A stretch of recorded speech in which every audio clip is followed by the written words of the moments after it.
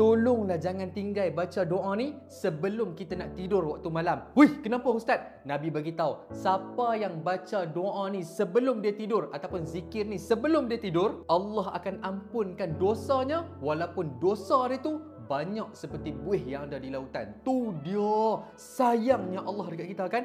Orang Islam yang tengah tengok video ni sekarang, dia sengaja tak mau share video ni, tak mau repost video ni, tak mau bagi video ni dekat orang Islam yang ada dekat luar sana.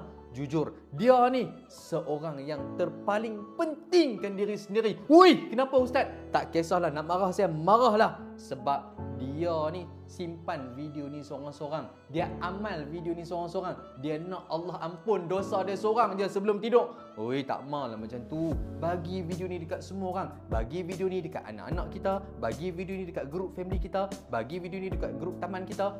Kita nak semua orang hidup dalam keadaan Allah ampun dosa. Sonokkan hidup dalam pengampunan Allah. Jangan simpan seorang-seorang lah. Okey, doa dia macam mana tu Ustaz? Dah share dah kan? Dah repost dah? Okey, tengok skrin. Kita baca doa ni sama-sama dengan harapan Allah ampunkan segala dosa kita. Amin ya rabbal alamin. Komen amin kat bawah. Tengok skrin dan kita baca sama-sama. Okey, ikut sama-sama nah. Saya baca satu persatu, ikut pelan-pelan. La ilaha illallah wahdahu la syarikalah. Lahul mulku wa lahul hamdu wa huwa ala kulli syai'in qadir.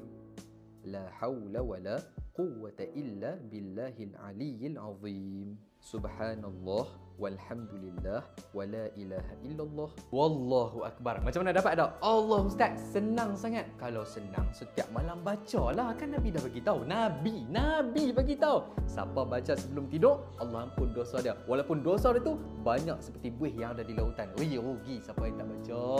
Jangan lupa tahu, tekan butang share, butang repost, sebarkan sebanyak yang mungkin. Semoga Allah Ta'ala mengampuni segala dosa semua orang yang tengah tengok video ni dan kita semua umat Islam. Amin ya rabbal alamin.